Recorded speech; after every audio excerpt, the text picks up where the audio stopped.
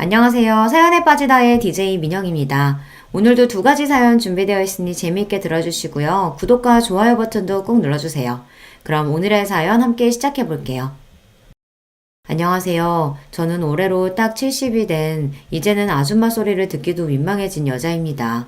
일찍부터 장사를 시작해서 이 나이 먹도록 장사 말고는 제대로 뭘 해본 적이 없는 사람이기도 하죠. 배운 것도 많지 않고 내세울 거라고는 많지 않지만 그래도 하나 있는 아들을 보며 모진 세월 굳건히 헤치며 살아왔습니다. 저와 비슷한 나이에 자식 낳고 살아오신 분들이라면 다들 그러시리라 생각합니다만 보잘것없는 인생에서 가장 귀하고 귀한 것을 꼽는다면 역시 자식일 거라고 생각합니다. 저 역시 그렇게 생각하며 평생을 살아왔습니다. 하나 있는 외아들 녀석에게 마음 상하고 상처받을 일이 생긴다 한들 그게 부모의 역할이려니 생각하며 아픈 가슴을 부여지고 미련하게 살아왔죠. 하지만 자식이라고 해서 모든 일이 다 용납되는 건 아니라는 걸, 부모라고 해서 마냥 아무런 대가 없이 내어주기만 해서 될 일이 아니라는 걸 이 나이 먹고서야 겨우 깨닫게 되었습니다. 다 필요 없다. 못난 어미 덕보고 고생 모르고 살아왔으면서 어미 하는 일이 보잘것없다고 이리 어미를 업신 여겨? 나 우습게 아는 놈 나는 없는 셈 치고 살 테니까 어디 너 바라던 대로 창피한 어미 없이 잘들 살아보거라. 어머니 제가 잘못했어요. 딱 한 번만 용서해 주시면 두 번 다시 실망시키는 일 없을 테니까 제발 한 번만 용서해 주세요. 기회는 차고 넘치도록 줬어. 내 평생을 너를 용서하고 또 용서한 결과가 고작 이거냐? 더는 네 놈한테 속을 일 없다. 제가 오죽하면 아들놈한테 이런 소리를 다 했겠습니까? 저로서도 정말이지 쉬운 결정은 아니었어요. 하지만 진작 아들 녀석 버르장머리를 제대로 고쳐놨어야 했어요. 이제 와서 머리 다 굵은 자식 새끼 뜯어 고쳐놓을 수도 없는 노릇이니 마음을 아주 독하게 먹었습니다. 상처 중에 가장 아픈 상처가 믿었던 자식 새끼한테 받은 상처가 아닐까 싶습니다. 저렇게 아들놈 내치고 나서 저라고 어떻게 괜찮을 수 있었겠어요. 한동안 허하고 쓰린 마음을 달랠 길이 없어 적잖이 마음고생을 해야만 했습니다. 여러분들 사연을 들려주는 이 채널의 존재를 알지 못했더라면 아마 저는 더 오랜 시간 혼자 끙끙 가슴앓이를 해야 했을 거예요. 그 생각만 하면 얼굴도 이름도 모르는 여러분들께 참으로 감사한 마음 그뿐입니다.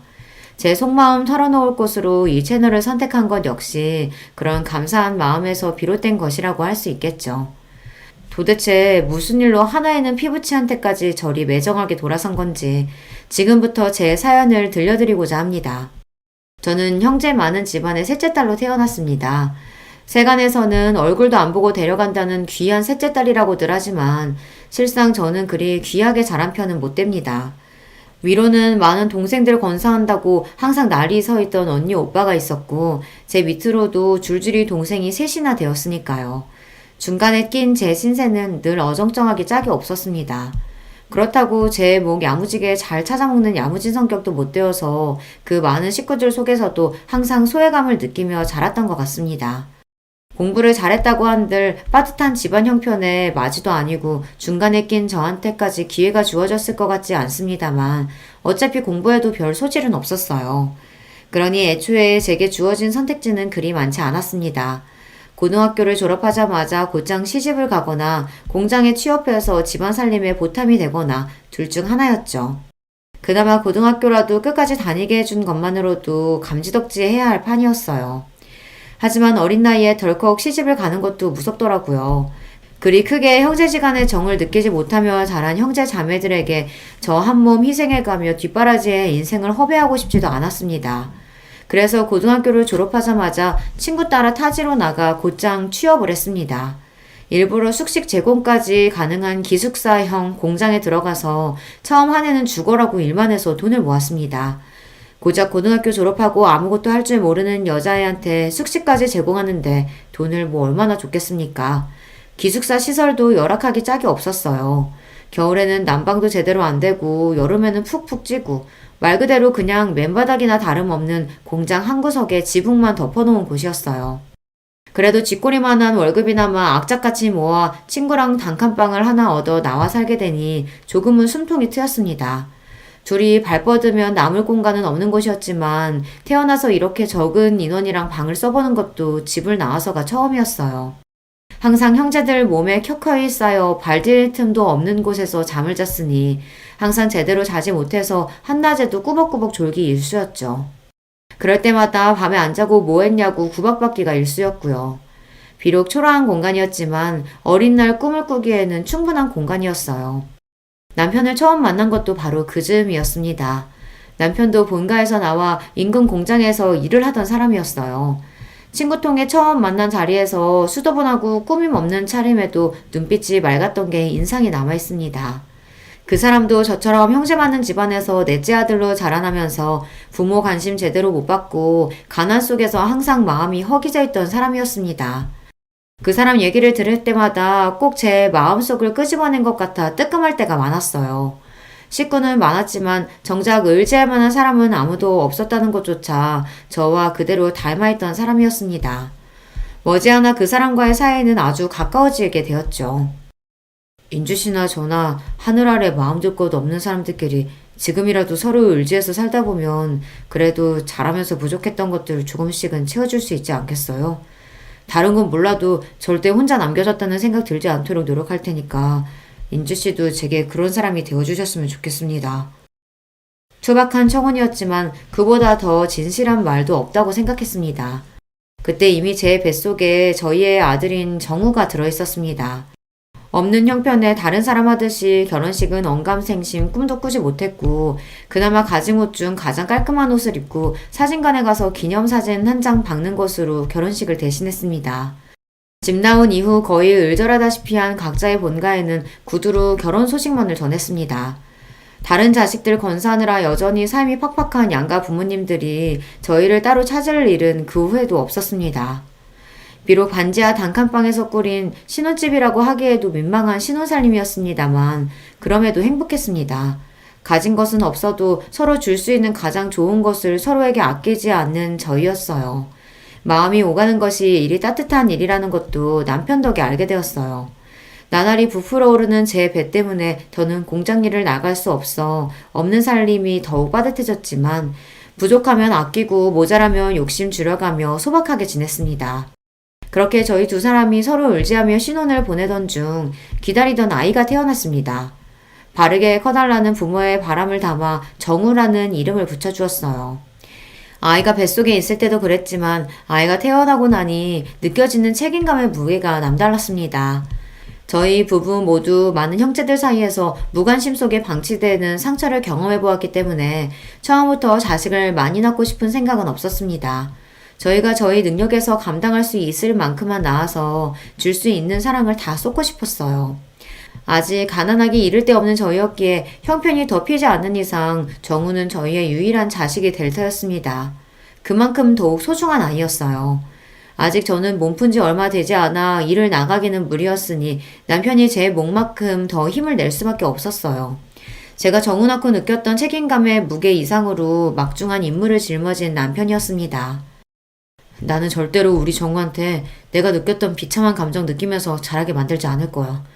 내 아버지가 그랬던 것처럼 낳아놨으니 할 일 다 했다는 듯이 자식 내팽개치지 않고 내 자식 늘 좋은 것 해주지는 못하더라도 하고 싶은 거 하고 사는데 망설이지 않도록 노력할 거야.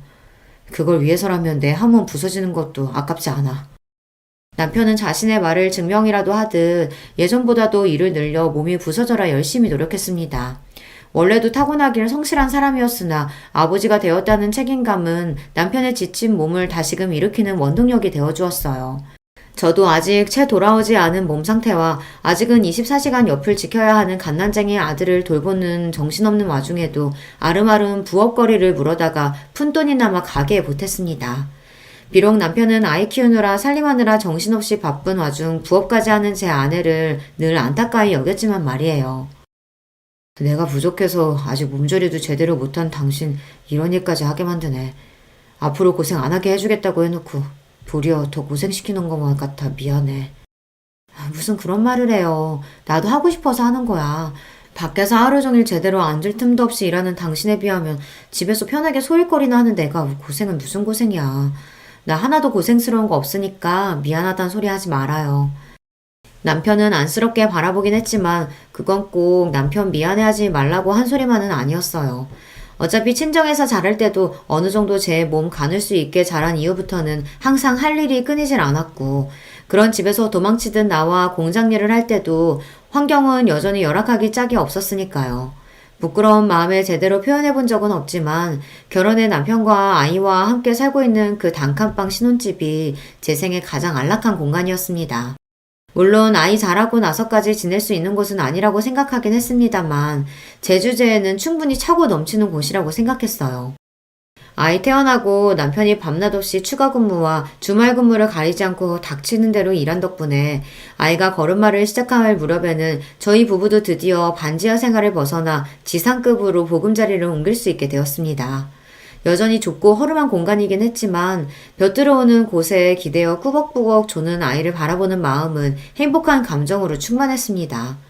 노력한 대로 결과가 돌아오는 보상받는 느낌이라는 게 얼마나 큰 성취감을 가져다 주는지도 새로이 배우게 되었죠. 저희 부부 둘이 열심히 노력하면 이렇게 조금이나마 살림도 나아지고 우리 부부 잘할 때와는 비교도 할 수 없을 정도로 정우에게는 더 나은 환경을 만들어줄 수 있을 거라고 생각하면 힘이 들어도 힘든 줄도 몰랐습니다. 집안에 하나둘씩 제대로 된 살림살이가 늘어가고 저렴한 것이긴 하지만 아이 물건도 점점 늘어나는 것이 기쁨이 되어주었죠. 아직 어려서 글자도 모르는 아이가 가장 좋아하는 장난감은 다름 아닌 그림책이었습니다. 말이 트이기 시작해서 뜻모를 말을 쫑알쫑알 끊임없이 떠들어대며 그림책을 열심히 감상하는 아이를 보는 저희 부부 눈이 즐거움으로 가득했어요. 엄마 아빠를 붙들고 고사리 같은 손가락으로 그림을 짚어가며 제 나름대로 침을 튀기며 열심히 설명하는 게 어찌나 우습고 귀여운지 살면서 지고왔던 온갖 시름이 한순간에 다 날아가는 기분이었습니다. 공장 직원들 그 누구보다 열심히 일하며 곤란한 일도 마다하지 않던 남편의 노고를 인정받아서였는지 남편은 승진도 하게 되었습니다. 공장 생산직으로서는 이 젊은 나이에 승진이라니 흔치 않은 일이었습니다. 그간의 남편의 노력이 빛을 발한다는 생각이 들자 기쁨에 눈물이 났어요. 여보, 당신 정말 고생 많았어요. 우리 정우 낳고 얼마나 당신이 고생했는지 알아. 당신 같은 아빠가 또 어디 있겠어. 가끔은 내 자식인데도 당신 같은 아버지의 자식이라는 생각에 정우가 부러울 때가 있어. 당신 지금도 충분히 잘하고 있으니까 이제 마음의 짐 좀 내려놓고 우리 조금 편하게 지내요. 고생은 당신이 다 했지. 당신 같은 좋은 엄마한테 이런 칭찬도 다 듣고. 그래도 내가 지금까지 헛산 건 아닌가 보다. 승진하고 조금이나마 월급도 올랐고 당신 말대로 이제는 숨통도 좀 튀어가면서 우리 정우 크는 것도 보고 주말에는 정우 데리고 나들이도 나가면서 우리도 다른 사람들 사는 것처럼 한번 살아보자. 고생 많았어요, 여보. 제 생에 그때가 가장 아름다운 시절이 아니었을까 싶어요. 그 이후로 제 인생에 여러 번 기쁜 순간들이 찾아오기는 했지만 그 조금은 부족했던 시절만큼 제 마음이 충만했던 시절은 없었던 것 같아요. 제 인생의 전성기를 꼽자면 남편과 함께했던 그 젊은 날을 주저없이 꼽을 수 있어요. 이대로만 계속 이어진다면 더 바랄 게 없을 것 같았습니다. 비록 부모로서의 욕심에 우리 아들 튼튼하게 이왕이면 똑똑하게 자라줬으면 하는 바람은 있었으나 지금 이대로도 충분히 행복했습니다. 남편도 승진 이후로는 무리하게 특근이나 추가 근무까지 하지 않고 지냈기에 몸 상태도 예전보다 많이 좋아졌습니다. 제가 정말이지 신신당부를 했거든요. 이제 당신 승진도 했고 예전만큼 애쓰지 않아도 되잖아요. 당신 아직 젊다고 그 핑계로 몸 안 아끼면서 일하는 거 내가 모를 줄 알았어요? 건강 잃으면 다 잃는 거야. 아직 우리 정우 이렇게 어린데 앞으로 애 크는 거, 대학 가는 거, 장가 가는 것까지 다 보려면 당신도 이제 관리해야 돼. 그 좋은 시절 다 놓치고 싶은 거 아니면 내 말 들어요. 알았어. 알았대도. 제 성화의 남편도 이제 슬슬 몸을 사리기 시작한 참이었습니다. 젊을 때야 젊은 패기로 어떻게 지나간다고 해도 그게 결국에는 몸에 다 남을 터였어요. 나이 들어 골골대는 것만큼 자식한테 패기치는 것도 없다는데 저희 부부 생각이 일치했기에 남편도 가장으로서 당신 몸이 당신 자신만의 것이 아니라는 걸 깨달은 것 같았어요. 스스로를 아낄 줄 모르는 사람이기에 이렇게나마 자신의 몸을 돌볼 줄 아는 사람이 되었다는 사실이 뿌듯했습니다. 그날은 남편 공장에 급작스럽게 추가 주문이 들어와 물량을 맞추느라 전 직원이 야근을 하게 된 날이었습니다. 전화로 야근 소식을 알리는 남편에게 또 당부를 했죠. 당신 내 말 잊지 않았죠? 위험한 쪽으로는 얼씬도 하지 말고 저녁도 거르지 말고 몸이 재산이라는 거 꼭 기억하고. 아이고, 알았습니다. 누구 말씀이라고 감히 거역하겠습니까? 만원님 말씀 잘 들어야지. 싱글거리며 웃으며 대꾸하는 남편 목소리가 듣기 좋았어요. 남편이 빨리 돌아왔으면 좋겠다고 생각하며 대충 저녁 끼니를 해결하고는 곤히 잠든 아이 머리를 살살 쓰다듬으며 남편이 귀가하기만을 기다렸습니다. 늦어도 자정쯤이면 돌아온다는 말에 잠들지 말고 기다리자 했는데 저도 하루 종일 살림에 육아에 또 남편 몰래 슬그머니 시작한 부업 마감 지킨다고 그날 제법 무리를 했던지라 저도 모르게 깜빡 잠이 들었습니다. 정적을 가르는 전화벨 소리에 화들짝 놀라 반사적으로 수화기를 집어들었습니다. 저도 저지만 아이가 깰까봐 한 행동이었어요. 이렇게 예상보다 잔업이 길어지면 저 먼저 자라고 남편이 꼭 전화를 해줬거든요. 당연히 남편 목소리가 들려올 줄 알았는데 전화를 건 사람은 남편이 아니었습니다. 재수씨, 지금 빨리 병원으로 오세요. 김주임 지금 병원에 실려가고 있어. 전화를 건 사람은 남편의 상사였습니다. 앞뒤 포차 다 떼고 다짜고짜 남편이 병원으로 실려가고 있다는 말에 이미 잠은 싹 달아난 뒤였습니다. 그게 대체 무슨 말이에요? 그 사람이 왜요? 어디를 얼마나 다쳤길래? 그게 공장에 사고가 나는 바람에 지금 이럴 시간 없어요. 일단 빨리 와요. 와서 설명할게. 영문도 모르고 남편이 다쳤다는 말에 저도 모르게 손이 벌벌 떨렸습니다. 그 와중에도 어린아이 혼자 두고 갈 수 없어 아이를 들쳐매고 뛰어나왔어요. 단잠을 자다가 갑자기 방해를 당한 정우가 찡얼거리며 투정을 했지만 아예 달랠 정신도 없었습니다. 간신히 정신을 차리고 늦은 시간에 잘 잡히지도 않는 택시를 겨우 잡았다고 인근 대학병원으로 향하는 내내 너무 긴장해서 손끝이 핏기가 싹 가셔 하얗게 얼어붙는 듯 했어요. 그렇게 영원히 끝나지 않을 것만 같은 초조한 시간이 지나고 병원 응급실에 도착했습니다. 들어가니 안은 아수라장이었습니다. 다친 게 남편 한 사람이 아닌 모양이었어요. 남편과 똑같은 공장 유니폼을 입고 피칠갑을 해서 고통에 몸부리치는 장정들의 비명소리가 마치 제 사지를 찢는 기분이었습니다. 이 응급실 어디에선가 내 남편도 저런 꼴이 되어 있을 거라고 생각하니 온몸에 경련이 이는 기분이었습니다. 뭘 알아서 그런 건 아니겠지만 아수라장 같은 응급실 상황에 아이도 적잖게 놀란 모양인지 빽빽 울어대기 시작했어요. 이윽고 제 남편을 발견한 순간 저는 그만 그 자리에서 까무러칠 뻔했습니다. 재수씨, 지금 이러고 있을 때가 아니야. 얼른 수술동에서 써야 한대. 당장 수술 안 들어가면 위험하다고. 내 남편이 왜 저래요? 왜 저렇게 됐어요? 온몸에 피칠갑이 된 남편은 이미 오른손 한쪽이 없었습니다. 공장 기계 오류로 직원 몸이 끼이는 걸 보고 놀라 달려간 남편이 급히 직원 몸을 빼내어 겨우 목숨은 건졌으나 그러면서 그대로 오른손이 기계에 끼어버렸다는 남편 상사의 설명을 듣는 내내 정신이 나갈 것처럼 뒤통수가 극도의 스트레스로 뜨거워졌습니다. 이미 흘린 피의 양이 상당했어요. 벌벌 떨리는 손으로 수술 동의서를 쓰는 와중에 출혈이 너무 많아 결과를 장담할 수 없다는 의료진의 설명을 들었습니다. 선생님, 제발 살려주세요. 우리 남편 좀 제발 살려주세요. 급히 수술실로 향하는 남편의 남은 왼손을 벌벌 떨며 간신히 부여잡았습니다. 이미 모든 생명의 신호가 빠져나간 듯 얼음장이 된 손에 소스라치게 놀라면서도 단 1초라도 그 손을 더 잡으려고 안간힘을 썼습니다. 그 손을 놓치면 당장이라도 남편이 제가 따라갈 수 없는 먼 곳으로 저랑 정우만 두고 떠나버릴 것 같았어요. 그러는 와중에도 의식이 완전히 나가진 않았는지 제대로 된 말 한마디 못하면서도 고통에 신음을 흘리는 남편을 보는 제 가슴이 와르르 무너져 내렸습니다. 그 위태로운 와중에도 남편의 눈동자가 저를 찾는 것 같았어요. 여보, 걱정하지 마. 수술하면 괜찮아질 거야. 다 괜찮아질 거야. 스스로도 확신할 수 없는 약속을 남발하면서 그렇게 남편을 수술실로 들여보냈습니다. 그리고는 지난한 기다림이 시작되었어요. 남편이 나오길 기다리는 와중에도 사건 경위니 뭐니 하면서 공장 직원들과 경찰로 보이는 남자들이 끊임없이 드나들었으나 사실 뭐라고 말했는지도 제대로 못 알아들었어요. 제 정신은 온통 수술방 너머 남편에게만 쏠려 있었습니다. 그러는 동안 정우가 자지러지도록 우는 것조차 알아채지 못해 결국 공장 직원 하나가 포대기에서 아이를 빼내 달래고 있었어요. 그 끔찍한 밤을 그대로 꼴딱 세우고 동이 틀 무렵에야 수술실 문이 열렸습니다. 죄송합니다. 김태훈 씨 수술 중 과다출혈로 사망하셨습니다. 안 돼.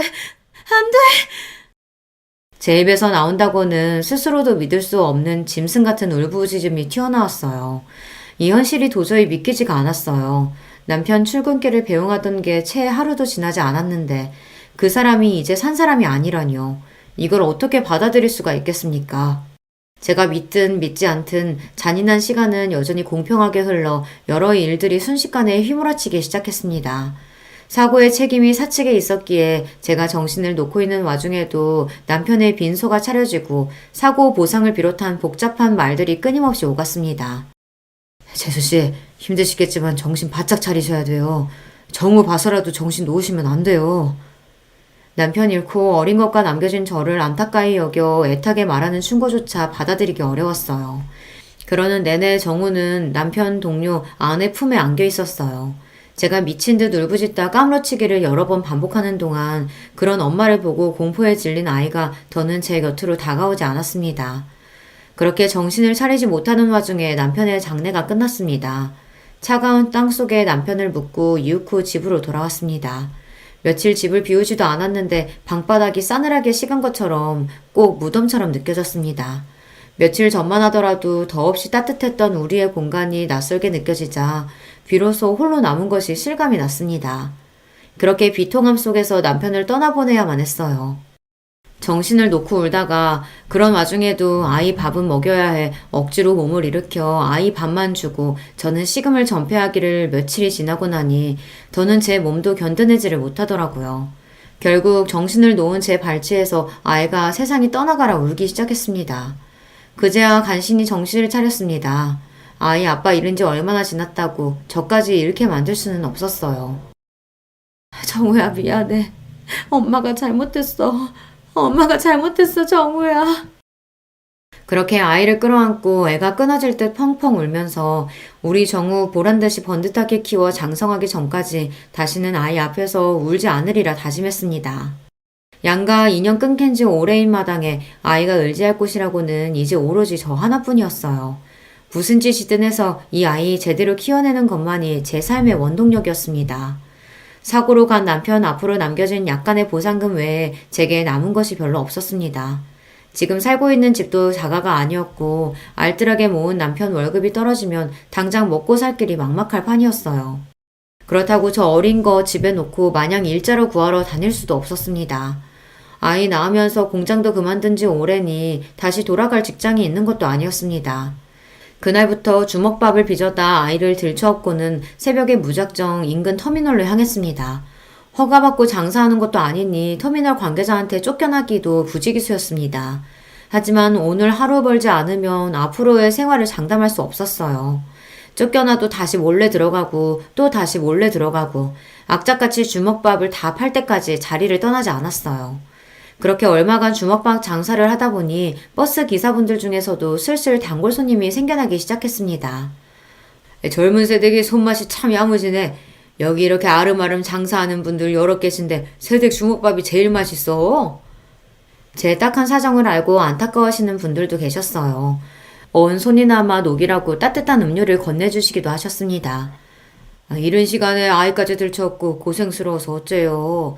이거라도 좀 마셔요, 애기 엄마. 여느 때처럼 정우를 얻고 장사를 하고 있는데 어떤 아주머니 한 분이 제 곁으로 오셔서는 말을 거셨어요. 젊은 아기 엄마가 솜씨가 제법이네. 내가 이 인근에서 김밥집을 하는데 사람이 말도 없이 갑자기 출근을 안 해서 요새 여간 고역이 아니야. 그래도 여기서 장사하는 것보다야 수입이야 환경이나 훨씬 나을 텐데 어때? 나 따라가 볼래요? 망설일 이유가 없었습니다. 곧장 아주머니를 따라갔더니 터미널 근처에 김밥집이었어요. 말이 김밥집이지 식사하시고 가시는 손님도 제법 있어 안쪽에는 식사 준비하시는 이모님들도 계셨어요. 저를 즉석에서 데려가신 아주머니는 그 김밥집 사장님이셨어요. 주방 아주머니들은 다 찾고 애기 엄마는 여기서 계속 김밥만 말아주면 돼요. 할 수 있죠? 그럼요, 잘할 수 있어요. 그렇게 아이 들쳐업고 정신없이 김밥을 싸기 시작했어요. 터미널 근처라 그런지 이른 시간부터 손님이 끊임없이 들이닥쳤습니다. 홀에서 식사하시는 분들도 간간히 계셨으나 다들 바쁜 시간에 차 안에서 끼니를 해결하는 분들이 많아 김밥이 정말 많이 나갔습니다. 신들린 듯이 김밥을 싸다 사장님 부르시는 소리에 겨우 눈만 들어 사장님을 쳐다보았어요. 어머, 내 정신 좀 봐. 아직도 애기를 들쳐업고 있어. 아니, 이러다 몸살 나, 애기 엄마. 괜찮아요. 저 계속 일할 수 있어요. 아니, 내가 뭐라고 하려는 게 아니라 저쪽에 애들끼리 놀고 있으니까 좀 맡겨두라고, 응? 혹시나 아이 딸렸다고 겨우 얻은 일감 뺏길까봐 방어적으로 구는 제가 안쓰러우셨는지 안쪽 구석방으로 아이를 데려가시는 사장님이셨어요. 이 시간에 일어나 나오는 여자들 사정이 다 거기서 거기였는지 방 안에는 저희 정우보다는 조금 자란 아이들 여럿이 이미 모여 저들끼리 놀고 있었습니다. 이 일자리 꼭 얻어내야 한다는 생각에 힘든 줄도 몰랐던 몸에 그제야 긴장이 풀렸는지 피로가 확 몰려왔습니다. 그렇게 그날 하루에만 김밥을 300줄은 좋게 싼 것 같아요. 보다시피 우리 집은 김밥 손님이 대부분이야. 그래서 애기 엄마처럼 손 빠르고 야무진 사람이 제일 필요해. 오늘 일하는 거 보니까 걱정할 필요 없겠네. 내일부터 여기로 출근해요. 아이 맡길 곳 없으면 마땅한 곳 찾을 때까지 당분간 아이 데리고 와도 괜찮아. 감사합니다. 정말 감사합니다, 사장님. 그렇게 생각지도 못했던 김밥 장사를 시작하게 되었어요. 제가 그래도 요리는 좀 하는 편이거든요. 김밥이나 주먹밥 정도는 별로 어려울 것도 없었습니다. 쉬는 날에 근처 유치원에 거의 사정사정해서 아이 맡길 곳도 간신히 찾았습니다. 지금이랑은 다르게 결혼하고 일하는 여자들이 드무니 어린이집 같은 건 있지도 않을 때였어요. 우리 정우는 유치원에 들어가기 아직 1살 어린 날이었으나 제 사정이 워낙 딱하니 그냥 지나치기가 힘드셨던 모양이에요. 돌이켜 생각해보면 그렇게 주위 사람들의 도움을 받아 간신히 그 힘든 시절을 지나올 수 있었어요. 모두 참으로 감사한 인연들입니다. 그렇게 스쳐 지나가는 인연일 줄 알았던 김밥집 사장님과는 평생의 인연으로 이어졌습니다. 사장님도 일찍 남편분과 사별하시고 막막하던 차에 김밥 장사로 집안을 일으키셨거든요. 저 또한 그때 이후로 지금까지 김밥으로 먹고 살고 있으니 질긴 인연의 시작인 셈이었죠. 제가 많은 김밥은 우리 정우의 급식비가 되고 학원비가 되고 대학 등록금이 되어 아들이 자립하는 밑거름이 되어 주었습니다. 남들 보기에는 변변치 않은 일일지 모르겠으나 제게는 하나뿐인 아들 녀석 키워준 거나 다름없는 게 바로 김밥이에요. 비록 아이는 자라면서 김밥이라면 아주 지긋지긋하다는 눈을 하고는 했지만 어쩌겠습니까?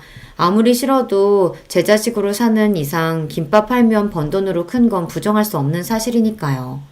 아이는 공부를 아주 잘했어요. 저처럼 남편 역시 집안 지원이라고는 일체 받을 수 없어 공부를 오래 하진 못했으나 그 사람이 머리는 좋은 편이었거든요. 다행히 내가 아니라 아빠 머리를 물려받은 모양인지 싶어 안도감과 동시에 가슴 한구석이 아릿해졌습니다. 아이에게서 남편의 흔적을 발견할 때마다 그랬어요. 다른 점이 있다면 아무리 몸이 힘들어도 제 앞에서 험한 말 한 번 한 적 없이 늘 다정한 말을 전했던 것과는 달리 아들 녀석은 성격이 제법 날카로운 편이었습니다. 특히나 자존심이 아주 세서 또래 친구들 보기에 창피할 만한 일에는 아주 질색을 했습니다. 김밥 하는 엄마의 존재야말로 그 녀석 기준으로는 절대 친구들에게 보이기 싫은 창피한 것이었던 모양이에요. 쉬는 날 친구들 한번 데려오라는 말에도 절대 응한 적이 없는 아들이었으니까요. 아, 왜 자꾸 친구들 데려오라 그래? 밖에서 놀면 되는데. 그게 아니라 네 친구들 제대로 본 적이 없으니까 궁금하기도 하고 맛있는 것도 해주고 싶어서 그러지. 맨날 김밥집에서 그러고 있으니까 내가 누구랑 어울리는 줄도 모르지? 너무 그러지 마, 아들. 그래도 엄마가 김밥만은 재주나마 있어서 우리 아들 갖고 싶은 거 하고 싶은 거 시켜줄 수 있는 거야. 아, 됐어. 사춘기가 심해질수록 김밥이라면 치를 떠는 아들이었습니다. 어릴 때는 그래도 엄마가 싼 김밥 입에 넣어주면 곧잘 받아먹던 녀석이 언제부턴가는 김밥에는 입도 대질 않더라고요. 다른 사람이 김밥집에서 일하는 저를 무시하는 데에는 조금의 부끄러움도 없이 당당하던 제가 아들 녀석 태도에만큼은 그럴 수가 없더라고요. 제가 가장 소중한 이가 저를 부끄럽게 여긴다는 게 저로서도 너무 창피한 일이었으니까요. 상처받지 않았다고 하면 거짓말일 겁니다. 김밥 싸는 게 뭐가 부끄러운 일이라고 저렇게까지 기겁을 하나 싶으면서도 남편 없이 아들을 키우는 홀어머니로서의 자격지심인 건지 해준 것보다 못 해준 것들이 더 가슴에 남아 아들에게 쓴소리 한번 하기가 쉽지가 않더라고요. 그때 마음을 굳게 먹고 아들놈 버릇을 잡았더라면 결과가 좀 달라졌을까요? 비록 내 새끼는 어미 하는 일을 부끄럽게 여기지만 정작 같이 일하는 사람들한테는 제법 인정을 받았습니다. 내가 살면서 먹은 김밥 연결하면 한반도 한 바퀴는 우습게 둘러쌀 텐데 그런데도 자기보다 김밥 맛있게 싸는 사람은 본 적이 없어. 사장님도 참 사람 민망하게 또 그러신다. 어머, 얘는 내가 없는 소리 하는 줄 아나 봐. 진짜라니까? 제 가게 독립을 도와주신 것 역시 사장님이셨어요. 저야 뭐 김밥이나 말 줄 알았지 상권이니 가게 등록이니 하는 건 문외한이나 다름없었습니다. 사장님 안 계셨으면 내 가게 장만은 언감생심 꿈도 못 꿀 일이었어요. 첫 만남부터 지금까지 그분께는 그저 감사하고 또 감사할 따름입니다. 가게 규모는 작았으나 사장님이 특별히 찍어주신 목 좋은 곳에 자리를 잡아 그런지 제 김밥집은 금세 손님들 입소문에 탔습니다. 독립하면서 그동안 구상했던 새로운 김밥 메뉴들도 함께 팔기 시작했거든요.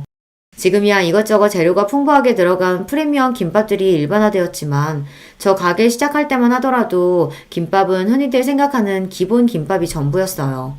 거기에 묵은지를 넣은 김밥이나 쌈밥 비슷한 김밥 메뉴를 내서 팔기 시작하니까 인근 여학교 학생들 반응이 아주 좋더라고요. 태어나서 먹어본 김밥 중에 이모김밥이 제일 맛있어요. 어떻게 이런 김밥을 싸실 생각을 다 하셨어요? 신기해요, 진짜. 그래? 맛있어? 우리 딸내미들 많이 먹어. 정작 제 아들한테서도 인정받지 못하는 제 김밥을 추켜 세워주는 학생들 덕에 힘이 나서 더 신나게 장사를 할 수 있었답니다.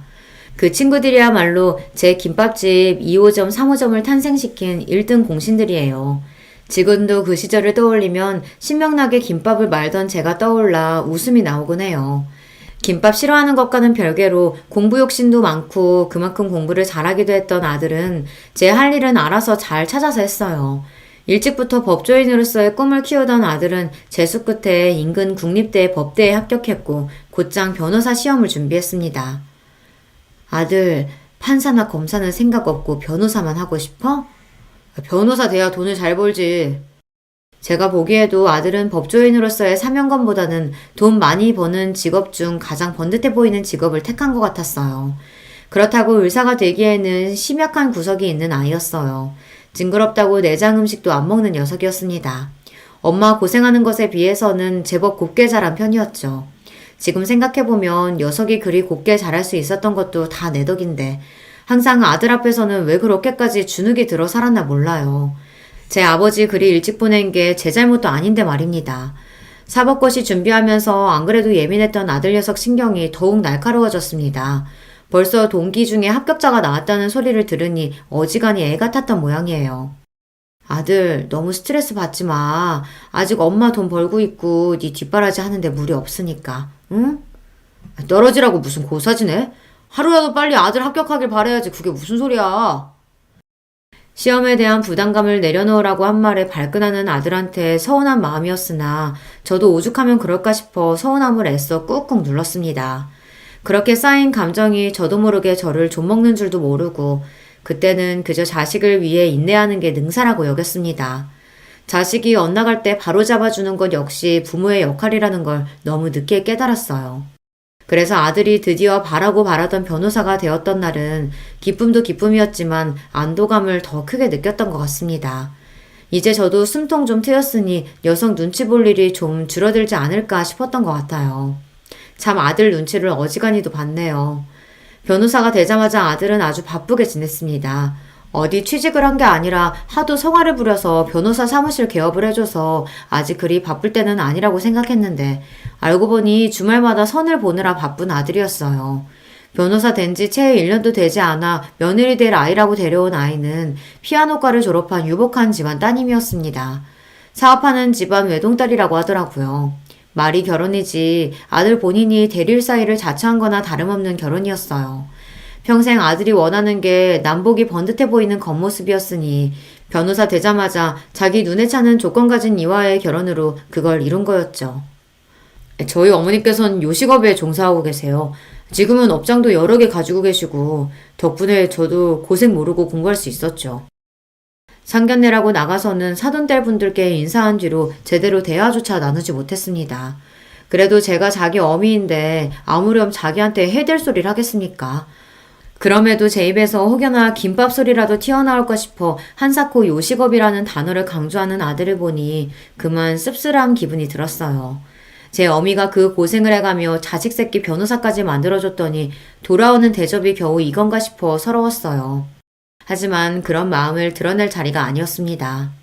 지금껏 아들에게 서운한 일들을 나열하자면 끝도 없었으나 그래도 그만큼 제대로 된 가족에 대한 결핍이 얼마나 컸으면 저 녀석이 자기가 가진 것에 만족할 줄도 모르고 저렇게 그럴싸한 겉모습에 집착하게 되었을까 싶어 애처로운 마음이 들었습니다. 어찌되었든 제 새끼가 아닙니까? 제 새끼 허물 감싸는 걸 유일하게 남은 부모인 저 아니면 또 누가 하나 싶었어요. 그럼에도 녀석이 생각하는 제대로 된 가족에 어미인 저는 결코 들어가지 못했다고 생각하면 여전히 서운한 마음을 달랠 길이 없었지만 말입니다. 며느리 된 아이는 좋게 말하면 새침하고 제가 느낀 바로 있는 그대로 표현하자면 깍쟁이 같은 면이 있는 아이였어요. 결혼하고 시어머니인 저와는 대놓고 거리를 두려워하는 것 또한 그랬습니다. 아무려면 있는 집에서 유일한 딸 자식으로 자라면서 아쉬울 것 없이 살았을 텐데 자기 보기에 별거 아닌 사람처럼 보이는 시어머니 시집살이를 하고 싶었겠습니까? 하지만 애초에 며느리 시집살이 시킬 생각이라고는 눈꼽만큼도 없었던 제 입장에서는 다소 억울한 일이었습니다. 어미 된 입장에서 자식한테 해준 것으로 생색내는 것만큼 없어 보이는 것은 없지만 그래도 그런 대접을 받기에는 제가 아들내외에게 베푼 것들이 적지 않았습니다. 처음에는 사업하는 집안이라길래 그래도 있는 집에 장가가니 아들 살림이 좀 피지 않을까 기대를 한 것도 있었어요. 그래서 신혼집 해달라고 당당하게 요구하는 아들 말에 어이가 없었죠. 너 사무실 얻어준 지도 얼마 안 됐는데 신혼집까지? 너 번 건 다 어쩌고. 그리고 그 댁도 자식한테 아낄 집으로 보이진 않던데. 사무실 개업한 지 얼마나 됐다고 집 얻을 돈까지 마련했겠어. 그러면 그 집에다 신혼집 해달라고 할 셈이었어? 채령이 귀한 댁에서 모셔오는 판에 어부와도 부족한데 그럼 거기다 신혼집까지 해달라고 하라고? 그게 무슨 경우야. 그러는 너는 나한테 무슨 빚을 졌다고 집 해달라는 말을 과자 사달라는 말처럼 하는 건가 잠깐 기가 찼습니다.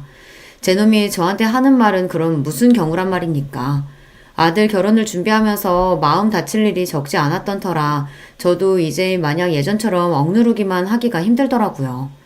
그런 제 마음은 제 마음이고 그렇다고 결혼 얼마 남지도 않았는데 아들 부부를 길바닥에서 자게 할 수도 없고 결국 제가 한 번 더 져주고 말았습니다. 그러면서 며느리에게 감사 인사 한 번을 제대로 들은 적이 없는데 생색낼 생각은 없지만 그렇다고 대놓고 집까지 해준 시어머니 배척하는 건 너무 얌체 같잖아요. 받을 건 다 받아놓고 볼일 다 봤다고 입 싹 닦는 거 아닙니까? 며느리에 대한 인상이 좋을래야 좋을 수가 없었어요. 그리고 그런 며느리의 행동을 용인한 게 바로 아들놈이었습니다. 남의 자식 욕할 게 하나 없었다는 뜻이죠. 그러고 보니 아들 장가를 보냈는데도 며느리를 볼 일은 소원하기만 했습니다. 저도 저 달가워하지 않는 사람 굳이 억지로 얼굴 본 마음은 없었어요. 그러다 보니 서로 직접 연락할 일도 없었습니다. 뒤늦게 며느리 생일이 지난 걸 알게 된 것도 그래서였어요. 아이들 결혼시킬 때 생년월일을 받아놓긴 했는데 워낙 연락할 일이 뜸하다 보니 저도 장사하랴 바쁜 와중에 그걸 일일이 기억하지를 못한 거죠. 뒤늦게 며느리 생일이 지났다는 걸 알고 조금 부끄러워졌습니다. 그래도 제가 그보다 살아도 갑절을 더 살았는데 아직 철없는 것들과 똑같이 군 거잖아요. 어른이 되어서 이래가지고는 안 되겠다 싶었어요. 한참을 망설이다가 처음으로 아들 통하지 않고 며느리에게 전화를 걸었습니다. 네, 어머니, 어쩐 일이세요? 한참 만에 전화를 받은 며느리 목소리가 떨떠름했습니다. 반가운 사람 전화가 아니니 그렇겠지만 며느리 목소리를 들으니 괜히 더 위축이 되는 것 같더라고요. 애써 용기를 내서 말했습니다. 채령이 너 얼마 전에 생일이었더구나. 그래도 결혼하고 며느리 첫 생일인데 어른이 돼서 제대로 챙겨주지도 못하고 내가 미안하다. 아니에요, 어머니. 저 생일 잘 보냈어요. 그래도 내가 너 생일상 한 끼는 먹이고 싶었는데 아무래도 집으로 오라고 하면 부담스럽지? 전 그러면 언제 시간 날 때 너 편할 때 가게라도 한번 다녀와. 너 먹고 싶은 거 해줄게. 평생 한 일이라 김밥은 눈 감고도 마니까 김밥도 좀 싸가고. 우리 집 김밥 맛있어. 네, 그럴게요. 그렇게 어색하고 대면대면하게 통화를 마쳤습니다. 전화를 끊고서 저도 모르게 휴 숨을 내쉬었어요. 며느리랑 통화 한번 하는 게 이렇게 긴장되는 일인 줄 몰랐어요. 처음부터 좋은 감정으로 시작하진 않았지만 이렇게 내가 한 걸음 다가가면 그래도 불편하고 꺼려지는 사람으로 남지는 않겠지 애써 스스로를 다독였습니다. 아들로부터 전화가 걸려온 건 며느리와 통화한 지 채 30분도 지나지 않을 때였어요. 평소에 연락도 잘 안 하는 놈이 웬일인가 싶어 전화를 받자마자 놈이 소리부터 버럭 질렀습니다. 엄마, 채령이한테 전화했어? 사람 불편한 거 뻔히 알면서 진짜 왜 그래? 그것도 모자라서 김밥을 싸가라니 많이. 도대체 그런 소리를 왜 하는 거야? 내가 김밥 질색하는 거 뻔히 알면서. 그런 헛소리 할 거면 채령이한테 전화하지 말아요. 이놈이 정말 하다하다 어미한테 못하는 소리가 없었습니다. 자식한테 이런 취급까지 당하고 나니 그제야 정신이 번쩍 들더군요. 분노로 부들부들 떨리는 손으로 휴대전화를 부러뜨리기라도 할 기세로 꽉 쥐고는 저도 소리를 치기 시작했어요. 이 괘씸한 놈의 새끼. 이 은혜도 모르는 금수만도 못한 놈. 네 놈이 그게 지금 어미한테 할 소리야? 내 청춘 다 빨아먹어 큰 놈이. 네 어미가 만든 김밥 아니었으면 지금쯤 어디서 어떻게 빌어먹고 살지도 모르는 놈이 감히 어미를 업신여겨? 네 어미 김밥 장사하는 게 그래도 부끄럽더냐? 그렇게 창피하고 싫으면 김밥 팔아 번 돈도 마다하지 그랬냐? 버는 족족 네 놈 돈이라도 된다는 듯 내 등에 빨대 꽂고 살아놓고선 감히 나를 무시해? 내 김밥을 무시해? 내가 만든 김밥만도 못한 놈이 감히? 오냐, 김밥 장수 어미가 그렇게 부끄러우면 김밥으로 해준 것도 도로 싹 토해내라. 나도 내 인생 싸그리 부정하고 날 때부터 귀족이라도 됐냐구는 니놈 거만한테도 더는 못 봐주겠다. 그러고는 분노에 차서 씩씩대며 전화를 끊었습니다. 은혜도 모르는 아들놈에 대한 분노와 비로소 그에 대한 서러움과 울분으로 가득 차 있던 속내를 터뜨렸다는 생각에 전에 없이 흥분이 치솟았어요. 그건 분노이자 일견 후련함이기도 했어요. 나 아니면 아무것도 아니었을 놈을 뭐가 그렇게 무섭다고 할 말도 못하고 살았는지요. 그 생각이 들자 더는 놈을 참아줄 이유가 없어졌습니다. 아들놈 퇴근 시간이 채 되기도 전에 아들 내외가 제 집으로 튀어왔습니다. 이 지경까지 와야 아들 내외 얼굴 한번 볼 수 있구나 생각하니 기도 안 차더군요. 엄마, 내 사무실 내놨어요? 어떻게 나한테 한마디 상의도 없이. 네 사무실? 네 사무실이 어딨어? 그게 다 내 돈인데. 눈도 깜짝 않고 야멸차게 말하는 저를 보고 되려 아들 녀석이 당황했습니다. 녀석이 그렇게 당황하는 건 처음 봤어요. 저도 녀석을 어쩔 줄 모르게 만들 수 있었다니 그게 그렇게 손쉬운 방법인 줄 알았다면 진작 좀 해볼 걸 그랬어요. 아직 너희 신혼집 내놨다는 소리는 못 들은 모양이구나. 사무실 얘기만 하는 걸 보니. 내가 내 재산 내 마음대로 하겠다는데 너랑 상의가 왜 필요해? 너는 나한테 뭐 하나 의논하고 결정했니? 그래서 나더러 신혼집 해달라며 일방적으로 통보했어? 강도도 그렇게는 안 할 거다. 어미 무시할 거면 일관되게 무시만 하던가 지갑 취급하며 그동안 잘도 빼먹고 편하게 살았지? 김밥 말아 파는 어미 부끄러워하는 자식 새끼 나도 필요 없다. 꼴 보기 싫으니까 잔말 말고 둘 다 내 집에서 나가. 전에 없이 매몰차게 자기를 내치는 제 모습이 차마 믿기지 않았는지 벌린 입을 다물 줄 모르는 아들이었습니다. 녀석보다 조금 더 빨리 상황을 파악한 며느리가 제 앞에 납작 엎드렸습니다. 어머님, 제가 정말 죄송해요. 그동안 제가 많이 서운하게 해드렸죠? 제가 생각이 모자라서 어머님 마음을 미처 헤아리지 못했어요. 잘못했어요. 화 푸세요. 네 탓할 생각 없다. 내 자식 눈꼴이 저 모양인데 남의 자식한테 입댈 생각 없어. 다만 내 재산 내가 알아서 하겠다는 것뿐이니 나한테 이리 빌어봤자 소용없다. 제 아내까지 내치는 꼴을 보고서야 사태의 심각성을 깨달았는지 아들놈이 제 다리에 매달렸습니다.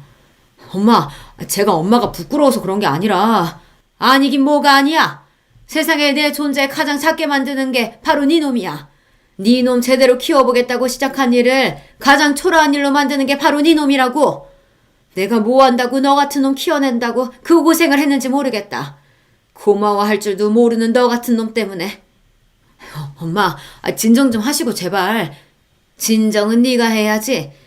이제 부끄러운 어미 없이 네 놈 혼자 헤쳐나갈 세상살이가 결코 녹록지 않을 텐데 그래야 하지 않겠어? 그간 내 그늘 아래서 세상 무서운 줄 모르고 곱게만 자랐지. 그게 결국은 널 위한 게 아니었는데 지금이라도 잘못된 건 바로 잡는 게 맞겠다. 그래도 내 덕에 돈 걱정 없이 법 공부했으니 너도 억울해할 것도 없다. 이제 각자 인생 각자 살자꾸나. 엄마, 잘못했어요. 잘못은 무슨. 돈 아니면 네가 내 앞에서 무릎 꿇을 일이 있겠어? 속 훤히 들여다보이는지 그만하고 이만들 돌아가. 그렇게 아들 내외를 제 집에서 내쳐버렸습니다. 손이 벌벌 떨리기는 했지만 막상 해보니 못할 일도 아니다 싶더라고요. 비록 아무도 남지 않은 집에 남은 건 지난 제 세월에 대한 허무함과 서름뿐이지만 말입니다. 순간 남편이 떠올랐습니다. 저 녀석 하나 제대로 키우겠다고 그 사람과 마음속으로 약속을 했는데 제 몫을 다하지 못한 것 같아 그 사람에게 송구스러웠어요.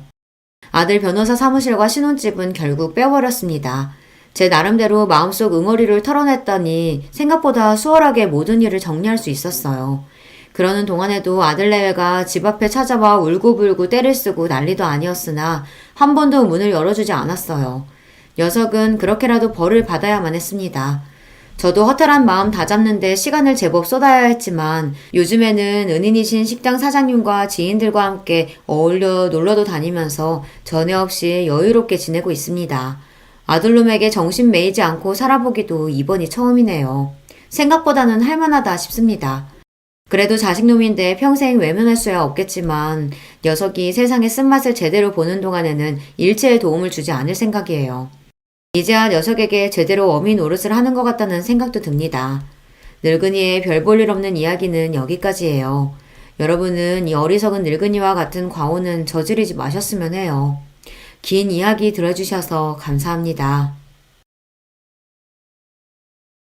안녕하세요. 저는 이제 곧 있으면 8순이 되는 할머니입니다. 요즘 같은 세상에 아직 제 나이면 한창이라고 하긴 하더라만 그래도 할머니는 할머니죠. 일평생 제 이야기를 남에게 해본 적이 없었는데 오늘은 제 이야기를 좀 해볼까 합니다.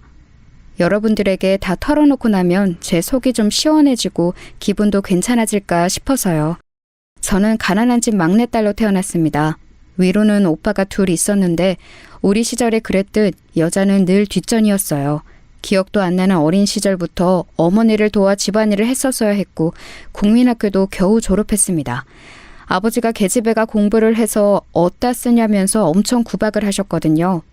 오빠들이 교복을 입고 학교에 가는 모습이 그렇게 부러웠어요. 그래도 막내라고 학교에서 빵 같은 걸 받아오면 저를 먼저 챙겨주곤 했습니다. 그 오빠들이 이제 다 세상을 떠나고 없네요. 넉넉하지 않은 형편이었기 때문에 저는 13, 일찌감치 공장에 취직을 했어요. 하루 종일 미신기 앞에 앉아서 노동을 했습니다. 그리고 버는 돈은 족족 집으로 다 가져다 줬어요. 오빠들 학비에 보태야 했기 때문입니다. 아버지의 구박을 받으면서 자라긴 했지만 어머니나 오빠들이 잘해줬기 때문에 위로가 되었습니다. 오빠들이 학교를 졸업하고 나서는 야간 학교라도 다니라고 돈도 쥐어줬었으니까요. 제 덕에 학교 졸업했다고 말이죠. 그렇게 여공으로 몇 년의 세월을 보내며 야간 학교를 졸업했습니다. 그리고 어느 작은 회사에 취직을 했어요. 건설회사에서 잡무나 심부름하는 일이었지만 그 당시에는 공장을 벗어난 것만으로도 행복했습니다. 남편은 그때 만난 사람이에요. 제 나이 22살, 남편은 26이었어요. 양쪽 부모님은 궁합도 안 보는 나이 차이라며 호들갑을 떨어대셨어요. 남편 집에서는 당시에는 어린 나이가 아니었던 남편을 빨리 보내고 싶어하는 마음이었고 저희 집은 딸아이 빨리 치워버리자는 마음이었겠죠. 특히 아버지 말입니다. 저희는 그렇게 결혼했어요. 그 당시에는 흔치 않은 연애 결혼이었습니다. 저도 저에 대해 적극적으로 애정 표현을 해오는 남편이 싫지는 않았거든요.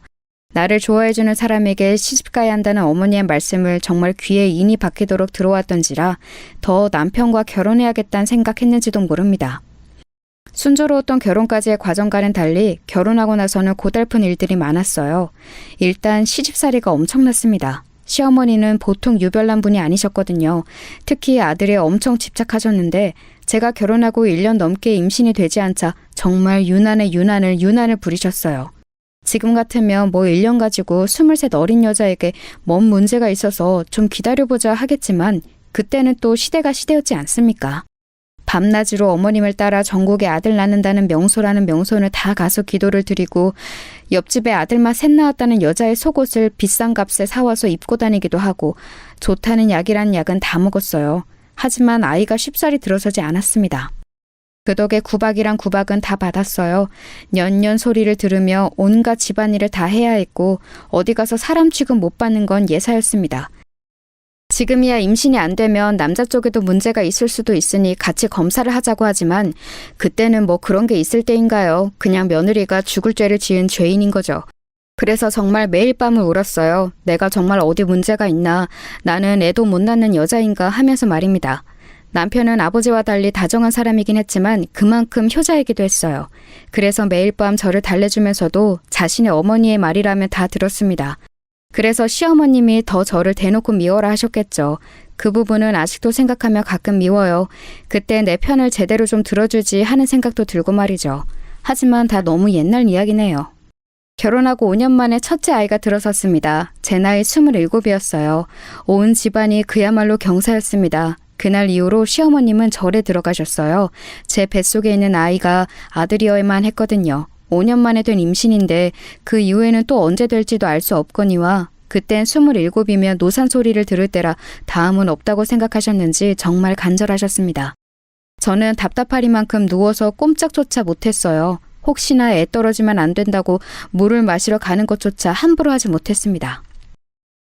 꼭 아들이어야만 한다. 딸이면 너는 쫓겨나. 그런 말씀을 서슴없이 하셨어요. 하지만 모두의 바람과는 달리 제 뱃속의 아이는 딸이었습니다. 아이가 나오자마자 모두가 실망 어린 탄식을 하던 장면을 저는 아직도 잊을 수가 없어요. 그 누구 하나 고생했다는 말이 없었습니다. 오히려 시어머니는 방금 해산한 며느리의 면전에 대고 2년 전연하며 쌍욕을 하셨으니까 뭐 말 다 했죠. 씨바시를 드려야 돼. 어머니, 아직 이 사람 젊고 저도 젊어요. 그런 말씀은 마세요. 씨바시를 드려야 한다는 말에 남편은 처음으로 자기 어머니의 뜻에 반기를 들었어요. 절대 그러지 않는 사람이 그러니 시어머니도 고집을 부리시진 못했습니다. 하지만 제가 둘째를 가지기 전까지는 내내 그랬으면 하는 마음을 남편에게 이야기했어요. 실제로 알아보러 다니신 것도 알고 있었습니다. 어디서 이런 박복한 년이 굴러 들어와서. 내가 그때 그냥 좋다고 며느리를 드린 게 실수지, 실수야. 어디 가서 물어보면 너 보고 다 아들 복은 뒤지게 없다고들 한다. 어? 아이고 내 팔자야. 우리 집안의 대가 여기서 끊어지겠어. 전년 하나 때문에. 매일매일 그런 소리를 듣고 살았어요. 정말 매일매일이요. 나중에는 욕을 안 듣는 날이 이상한 느낌이 들 정도였습니다. 임신이네요. 축하드려요. 몸이 이상해서 가본 병원에서 둘째를 가졌다는 말을 들었을 때 정말 눈물이 났어요. 그래서 집으로 돌아가는 내내 대성통곡을 했습니다.